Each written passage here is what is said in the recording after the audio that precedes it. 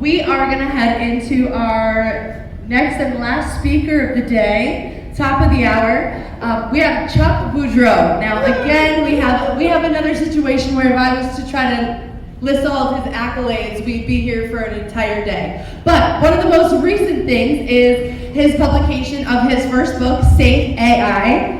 And you all should have a copy of this when you leave. And if he didn't sign it, make him sign it. So definitely grab one of these on your way out, and this is actually what Chuck is going to be presenting for us today. We are going to learn how to use AI safely, and we've learned a little bit throughout the day so far, but Chuck's really going to lock it in. With his over 30 years of experience in the IT sector and cybersecurity, he's got a one-of-a-kind look on how we can take care of ourselves, our information, and also our clients' information as small business owners. So please bring a warm welcome for Mr. Chuck Budreau.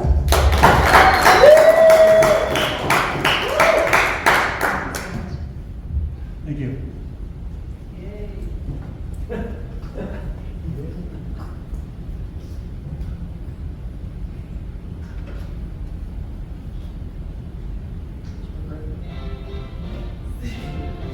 Yeah.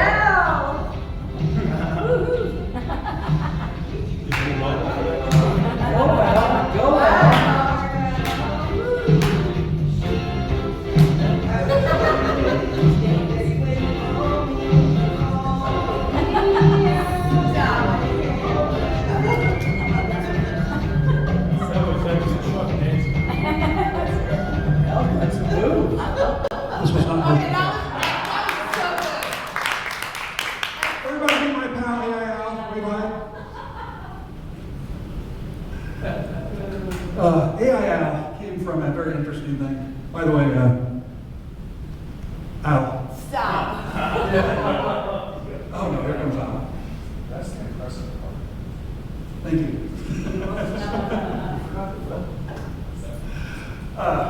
I was at a networking event, it's been a couple months ago now, I guess, and there was an older gentleman there, and everybody had the red and white Avery, the little white name, his badge.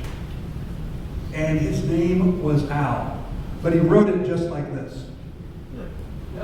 So we're sitting at the table, a bunch of us, and he comes up, I look at his badge and go, "You must be that AI everybody's been talking about." And he started laughing, I was laughing, people at the table were laughing, my smartphone was laughing. At that point, I thought, AIL has been born. So, a little bit of time on Grok later, here we have the guy. And Ally, the whole idea here is to talk about safety.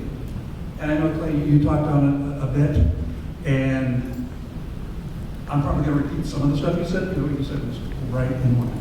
It was just perfect. It gets down to training. So how many people are solopreneurs? Okay. And how many have employees? Okay. So even if you're doing this all by yourself, then you are the employee, right? I mean, that's just how it comes out.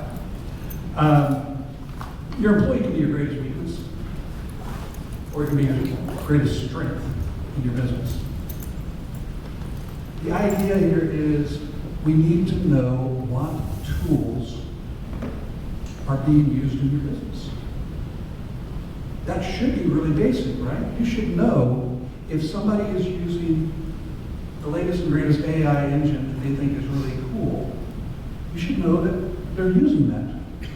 You should know how they're using that tool and what data they're putting in that tool, what tasks they're asking that tool to do for them. How many people have a great scope of what that looks like within their own organization? Maybe it's not good, right? So the point is, you need to create a checklist.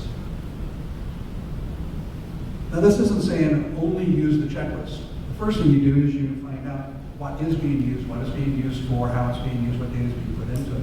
Then you decide whether or not that's kosher, right? Is that good for your business? creating a checklist of approved applications and approved uses and approved data, and also data sources as well, right? That gives you some advantages beyond the security side of that I'm going to be speaking about. If you're all using ChatGPT, we shouldn't necessarily be paying individually for those licenses. You may be able to bundle that and get slightly discounted rate.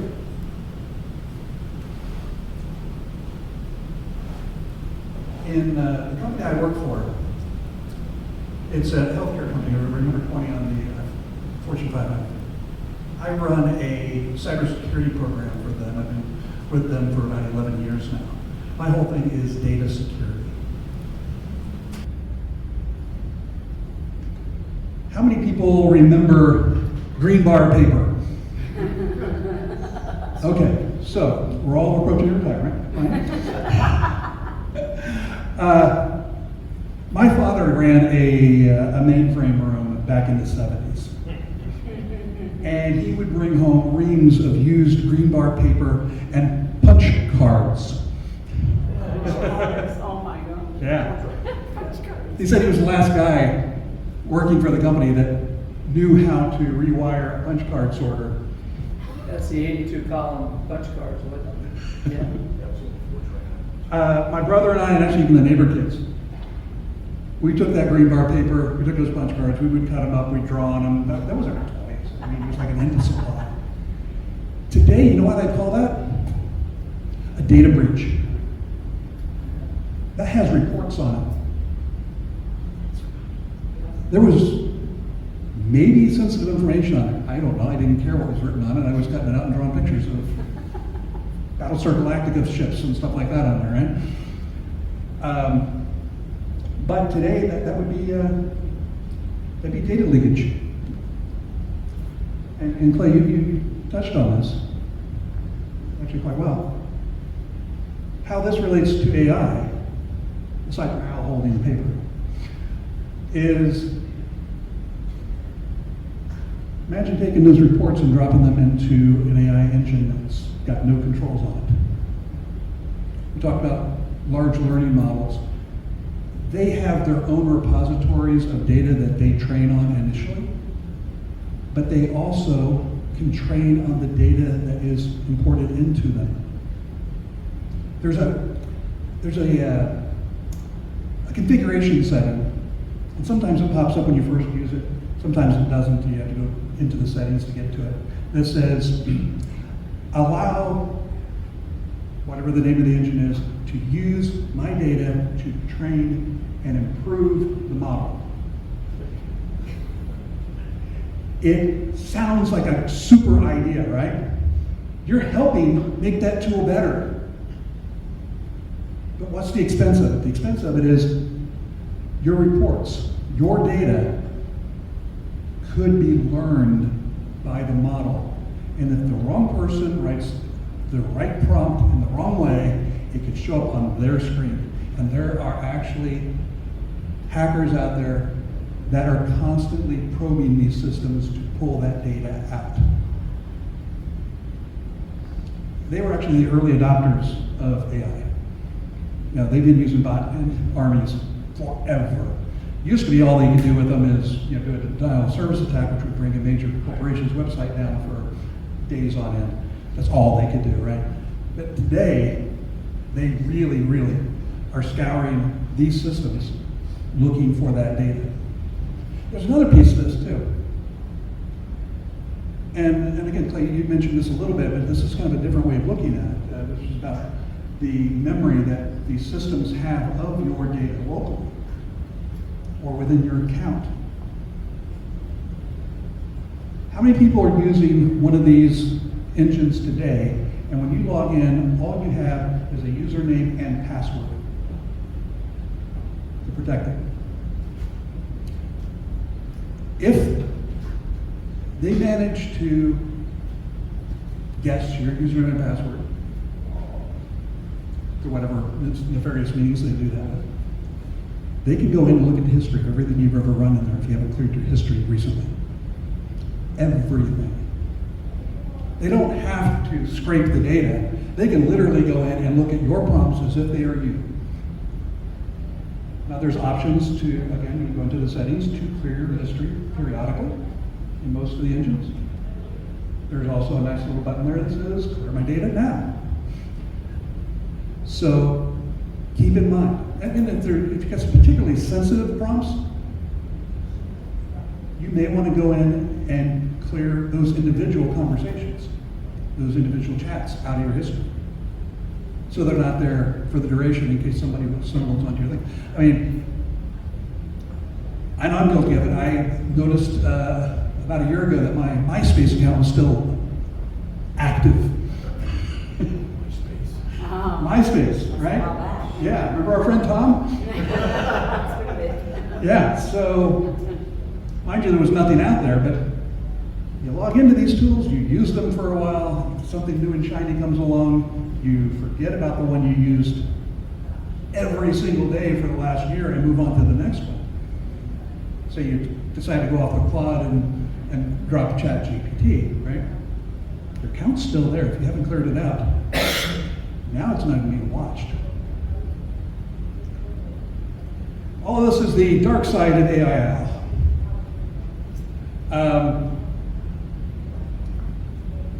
One of the things that I really have fun with is, remember back in the day when you would get an email from a Nigerian prince? I don't know how you got my email, right? And we all know the routine, right? He's got this enormous amount of money, and if you pony up about 10% of that kind of money, they will give you most of that money for them because, well, he's a very nice guy and he needs your help. Right now, he needs it urgently. Well, AI phishing is a lot bigger than that. We could spot the Nigerian prince. Broken English, poor grammar. Spidey senses should have been going off really bad anyway on it, right? Still, everybody that was online doing things at that time got those emails. And the reason is, it worked. People were falling for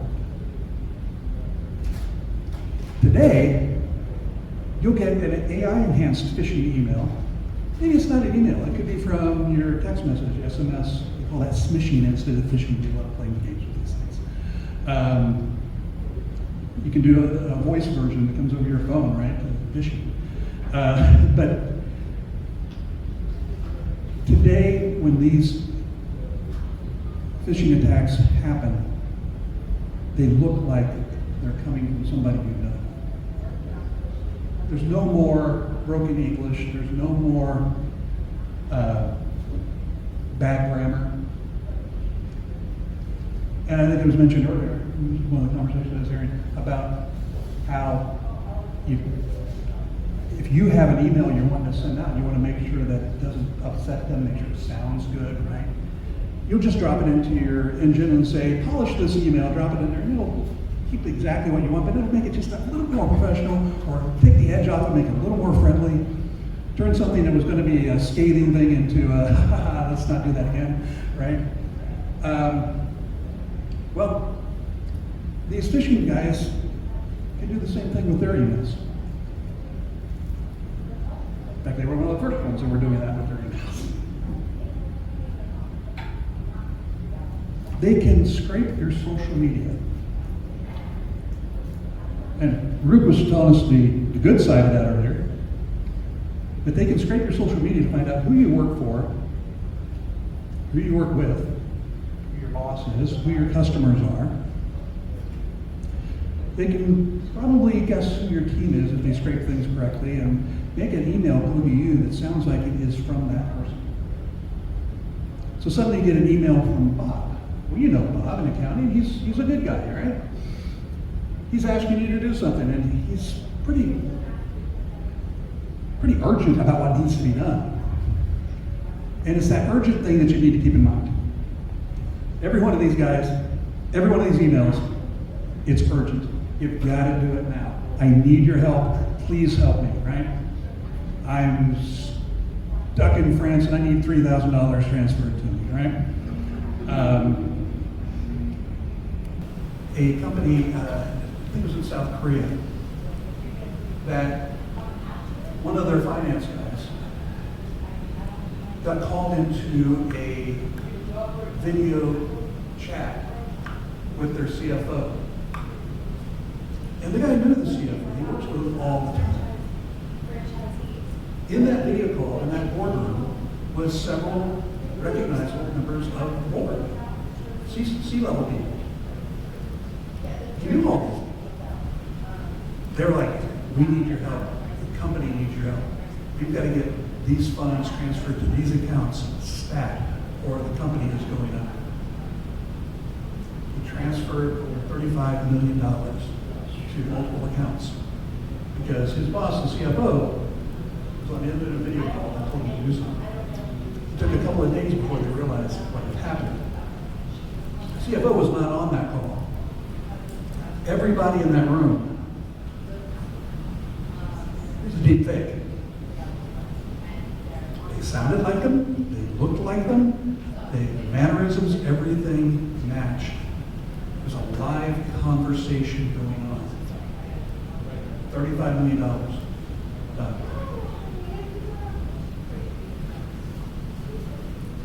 It used to be you could spot deep fakes really easily. They'd have an extra appendage, an extra finger on their hand, right? 2 or 3 years ago, you could spot an AI image like that. And at the time, I told people, that's going to be the first thing they're going to fix. It's fixed. Occasionally, you'll get some weird artifacts show up, but if you watch my AI Al dancing video, you saw his head was spinning and his body was not at times. But he's a robot, he can do that. The deep fakes are really a serious thing. You know, when we come up to the next major election cycle, you know, we're talking 2.5 years from now, this technology is going to get so good that before anybody can tell you that no, that was an AI, that guy didn't actually say that. That guy didn't actually do that. It's going to be everywhere, and it's going to be impossible to claw back. So keep a very healthy sense of skepticism that everything you see online going forward forever now, because this is really, really serious.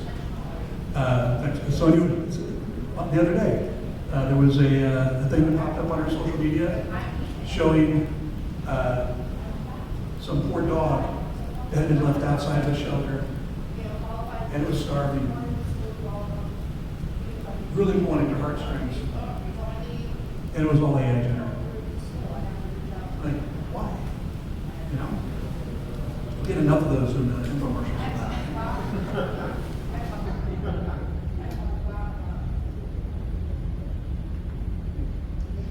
This never happens. AI never goes on vacation. Sorry, Al, you're not getting your coconut flavored drink. When these people are sending these targeted emails to you, understand they're not targeting you. There's not an individual out there that says, you know, it's Wednesday evening, I'm going to create an email and go after Luke. Doesn't happen.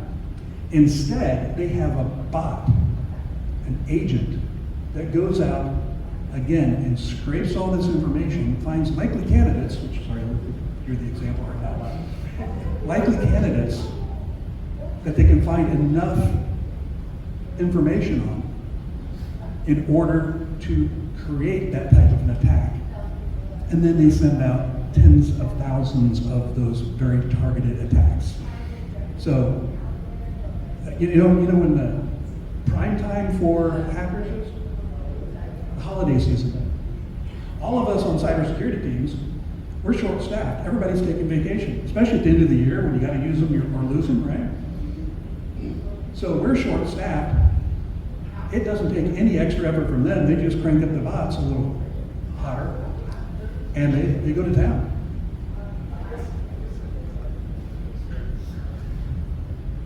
Data poisoning is something that as an individual user, you probably have no control over. You probably have some control over. Data poisoning is when the source of truth gets corrupted. The learning data gets compromised.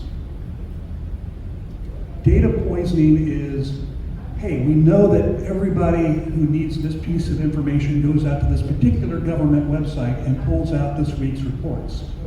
What if I go out and I change those reports? I don't have to hack the AI engine. I just have to hack a government website, which we all know how great they are at security, inject some information in there that's going to make the report look bad or just wrong. And then businesses routinely pull that data. They routinely make business decisions based on that data. And you know what? If you were really gaming it well, you could probably make some money on the stock market as their stocks go up and down based on this. There's so many other things that can happen with data poisoning. But those public sources is probably the easiest one for them to do. They can actually get in and do the same thing to the original training data. It takes a greater amount of access to be able to do that.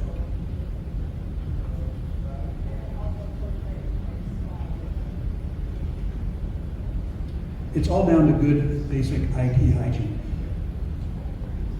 AI security is cyber security. There's no two ways about it.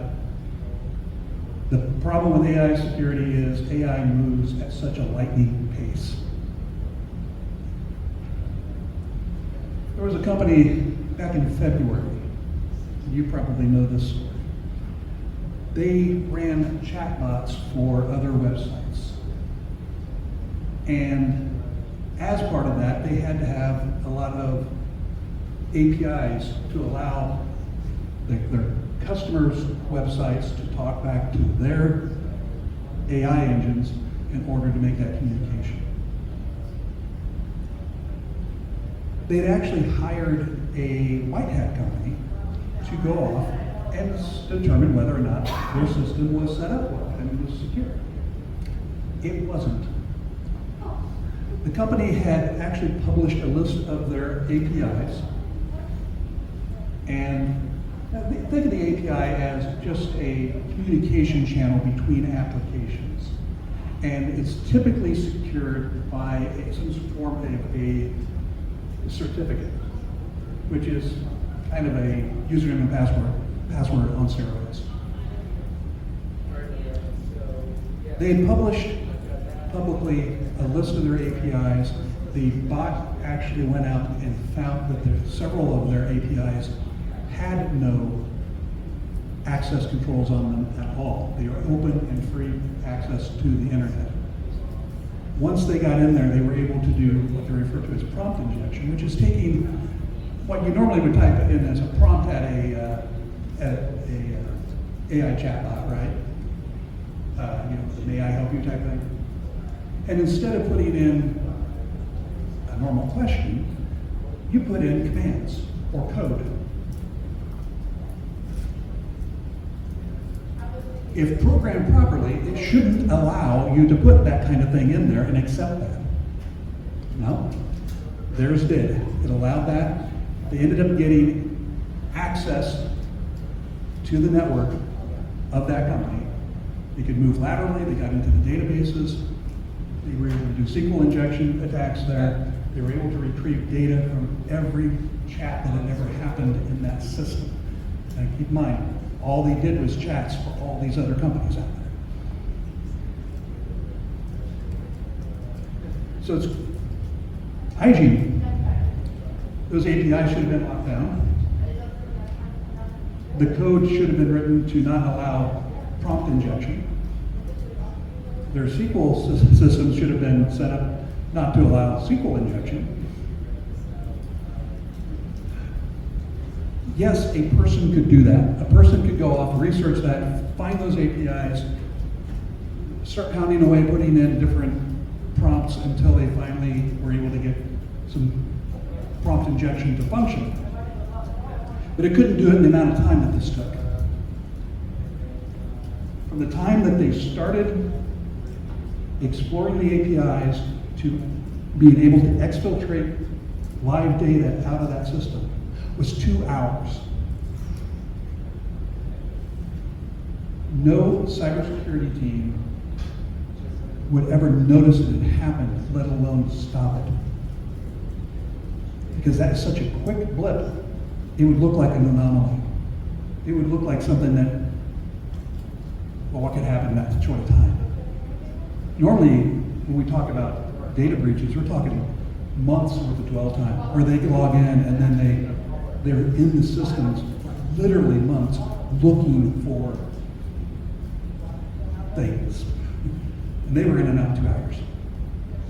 Again, it was a white hat company, but it's the first reported case of an adversarial AI agent bot doing that level of infiltration completely autonomously. There was no person sitting at a keyboard saying, okay, now try this. Fun stuff. Human oversight. I know what you're thinking. We talked about deepfakes, and you're absolutely right. That is not the real AI.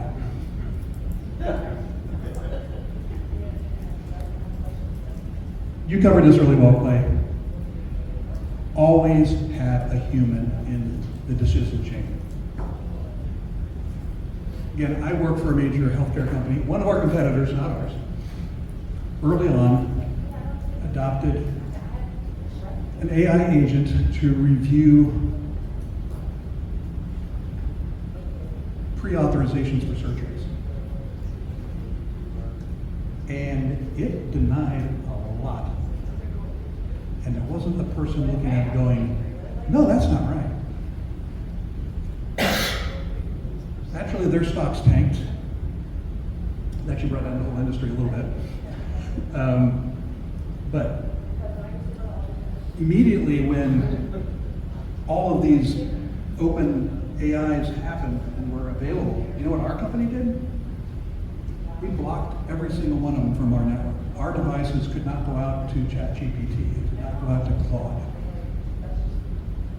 Just completely stopped all traffic to those within our network so that our data wouldn't get put into the engines. The next step was we built our own AI engine. And then beyond that, we ended up moving on to enterprise ChatGPT. We're now putting Copilot on. But our rules are still very, very stringent. We are not allowed to put any sensitive information. And trust me, we got a boatload of sensitive information. We're not allowed to put any of that into even our enterprise, very locked down versions of these tools.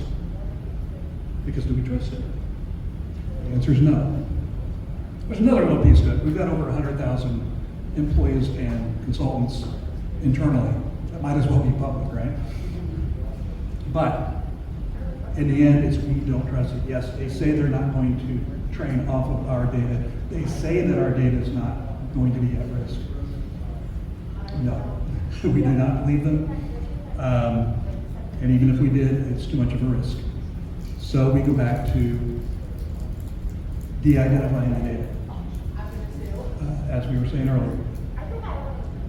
Remove names, addresses, social security numbers, anything that could take that piece of data you're dropping into the tool and somehow tie it back to an individual is removed before it goes into these systems.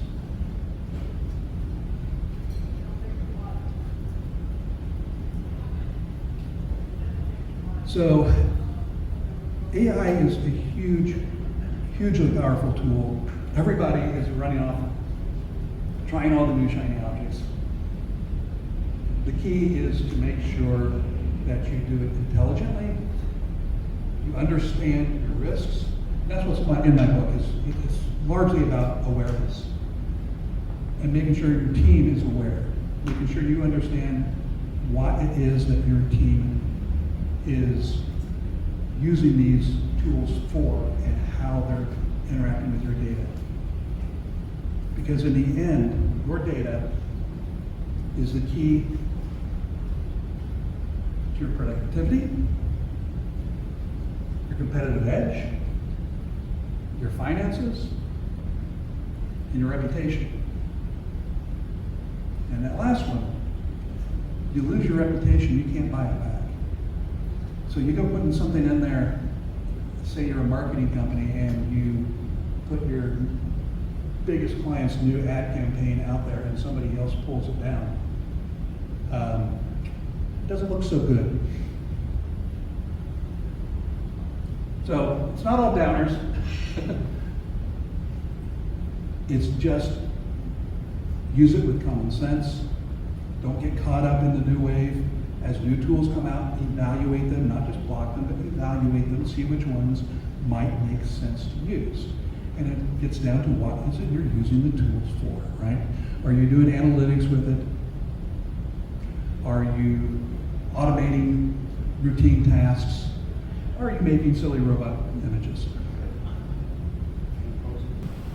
And in the end, the tool needs to fit the desired outcome.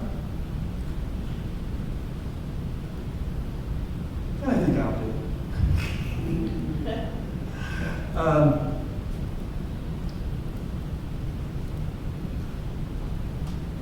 So I want to take questions. So a quick question, if we're all, some of us, general folks, get involved in AI, next level, not as the experienced levels, presenters, and we just have questions, so we want to seek an AI professional that knows about this stuff. Are there certifications that we know of a certain AI professional? Like you have a good housekeeping skill for certain products, you have, Better Business Bureau for certain businesses. Is there an AI certification, whatever? There are getting to be some certifications out there. 2 years ago, I would have told you no. About the only one out there 2 years ago was one on ethics, as opposed to actual use. But there are getting to be some more out there. And you might have a good handle on speaking. I'm not seeing a lot just yet. Honestly, okay. So this is a kind of counterintuitive opinion, but right now the people that are making progress and being counted on to deliver enterprise AI aren't the people that are going out there and getting certifications to deliver. And a lot of certifications are being developed after the fact, either onboard new people into the profession or for people to create that moat around themselves. But the moat already exists with the professionals who are working on it. So I would say that just like any other industry, go with the certifications, but work with the results that they deliver. That's the most important thing. Their references and results of the work. So that's what we should ask. Absolutely. That will be a huge deal. Yeah. Like I said, I think the certifications in this field are in their infancy. Do I think in a couple of years there's going to be ones that really mean something? Yeah, they will be, because that's just the way technology is. But again, it is such an evolving environment. And where we're at today versus where we were at 2 years ago, night and day. And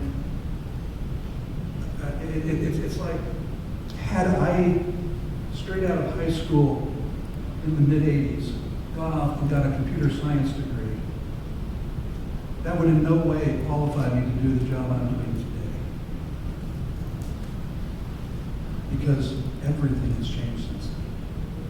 Now, this was pre-Windows. Right? So, I think you have questions. Can I do two things?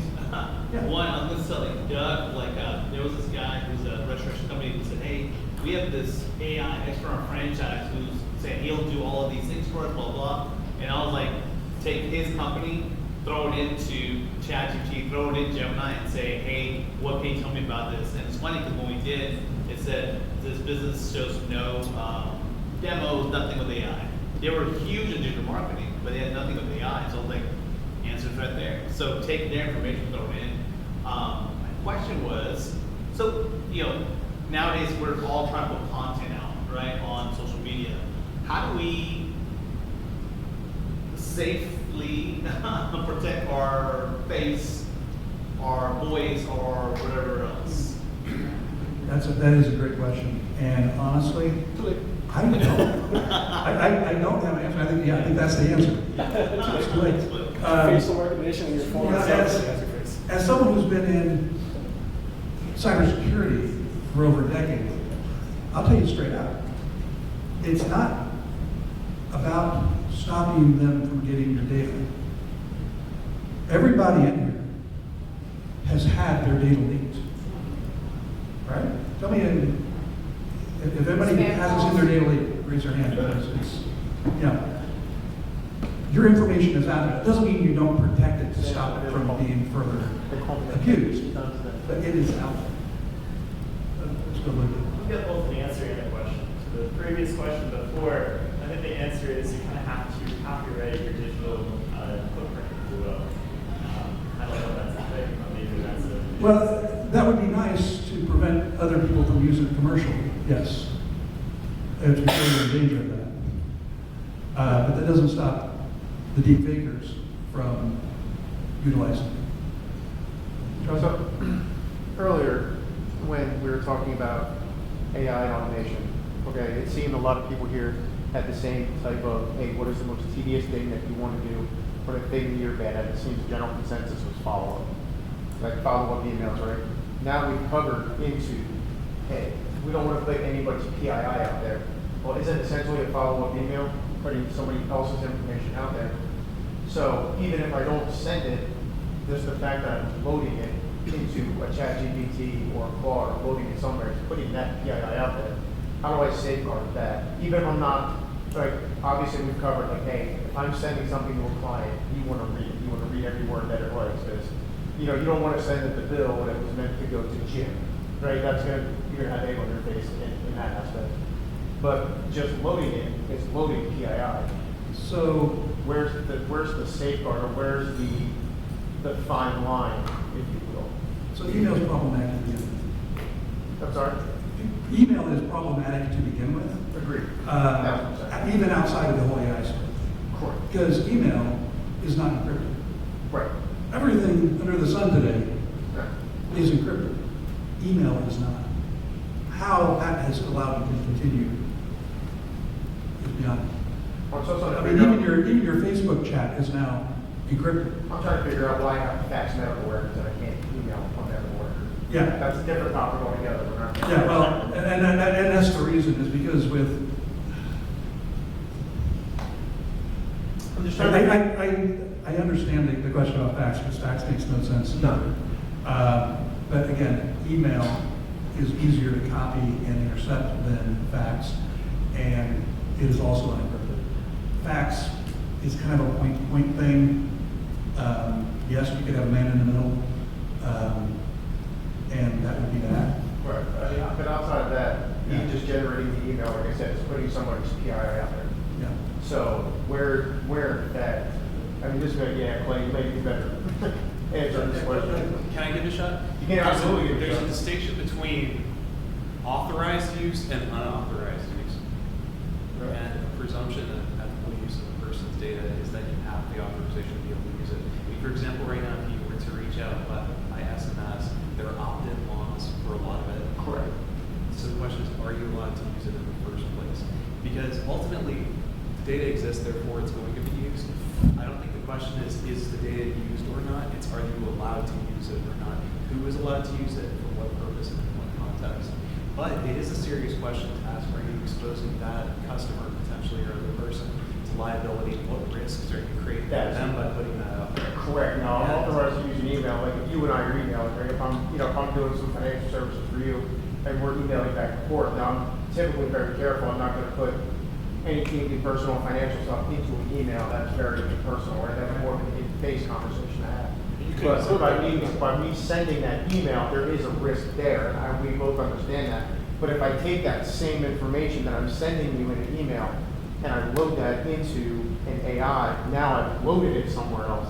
Now I put it out there You've on a great expanded the spectrum. Yeah, you've expanded the exposure. The exposure, Yeah. right.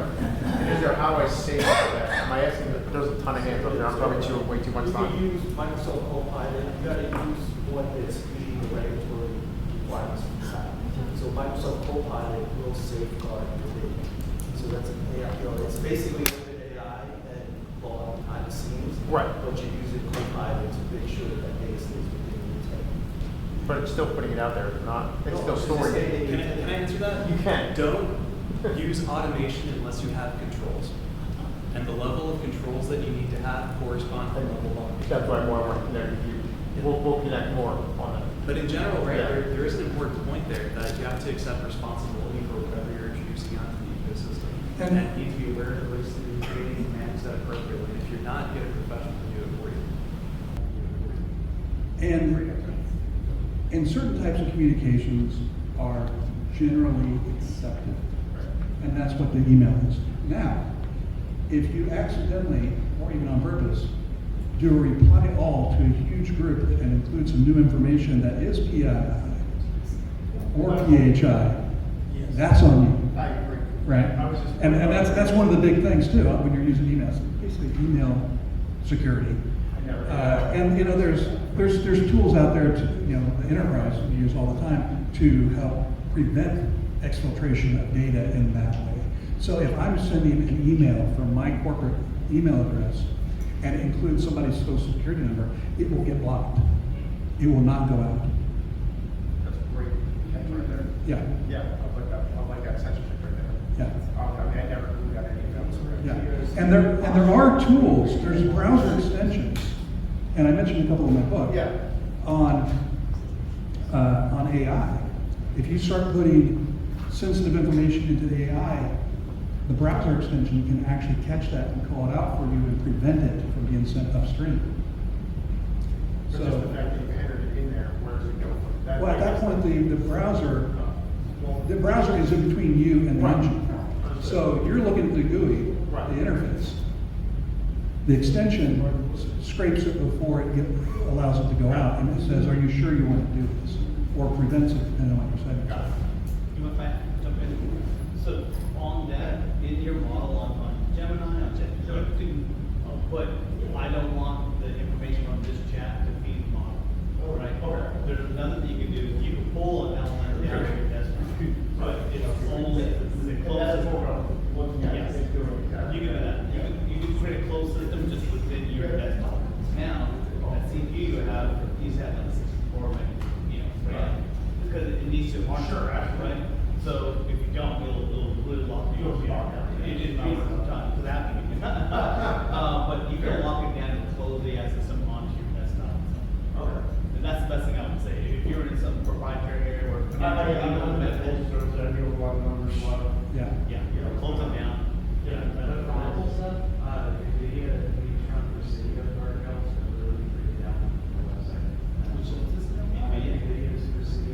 Oh, okay, that's awesome. That's classic, runs locally, very fast. You can have a little about having that. Thank you, guys, I read it all. Yeah. Luke, did you have? I'm not sure, but if AI is teaching itself with other AI, what's to stop the AI from creating its own alien language that you can't read and then it goes outside the parameters and you have no idea? What are companies doing to prevent that? So basically what you're saying is AIs are reaching out to one large learning model is learning off of another large learning model. And yeah, there's been some reports of that happening, that the thing you're talking about the Chinese thing is largely believed that that's what it has done. Describe the Skynet basically. Yeah, so keep in mind, we're talking about Skynet and everything. When the Terminator shows up, he's gonna look like this. Yeah, exactly. It's not going to be all intimidating. But you know, one of the other things that I kind of glossed over was AI hallucinations, and that's like really, really real. There was Canadian Airlines had a chatbot on their website that one of their customers logged in and said, "Hey, give me the information on your bereavement policies. So you've lost a loved one, you need to fly across country. You know if you buy a ticket last minute, it's 3 times the price it was 3 weeks ago. For some reason, people don't tend to plan more than 3 weeks out for those type of things happening, and if they do, they're probably a suspect. So the chatbot looked at it and said, okay, and it can return all of the information about the bereavement policy. This is something that you talked about, Clay. There's no 401 page on an AI engine. There's no page not found. It will try to answer your question. It's programmed to make you happy. If you come up with a really bone idea of a business plan and you put it into any of your chat engines, it'll tell you it's the best business plan ever, and here's a few ways to make it even better. Even though it is complete crap, and yeah, that's just how it is. So it turns out this customer went to customer service to get the bereavement policy, and the customer service said, we don't have a bereavement policy at Canadian Airlines. And they don't. Or at least they didn't. The Canadian courts, the tribunal said, no, your tool told your customer on your website that you have a bereavement policy. You must honor that. But how come Walmart doesn't honor the prices when they're wrong on the shelf? That's a whole other conversation. Because it wasn't necessarily on their website. Take that up with the Canadian tribunal and see where you Okay, go. gotcha. So, again, it wants to please you. It will invent things completely out of whole cloth. It will literally make stuff up. And it'll do it very convincingly. You've talked about this. It'll include details that make it sound like a solid fact. So again, always have a person check it out. You know, and you know, full awareness. This book, I did have AI assist me because I needed some examples of things, and I'm like, it's 2 o'clock in the morning and I need something. And some of the stuff it tried to return is, here's a great example of how this will work. I'm like, that doesn't even make logical sense, let alone, so, that stuff got thrown out right away. But it's one of those where you really, really, really have to step back and say, is this output that I'm receiving real? Does it make sense? And even this bereavement policy made perfect sense. It probably pulled all that information from some other airline because it couldn't find it on its site, but it probably assumed that They're all the same.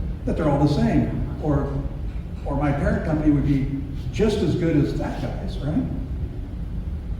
So, yeah,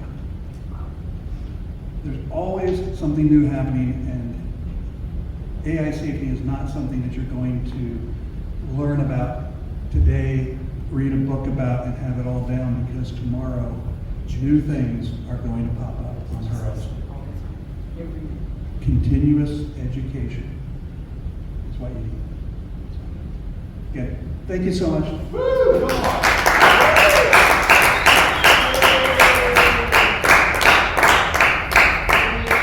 I want to do this real quick. Did anybody grab a golden ticket to our AI business explosion? Anybody need one? Just scan the QR code on here and you can register for our event. It's in February, so we've got a little bit of time. We had a great turnout this past year in February. We had 20 guest speakers over 2 days. We're at the Embassy Suites up by USF in Busch Gardens. Super Bowl weekend. It was Super Bowl weekend.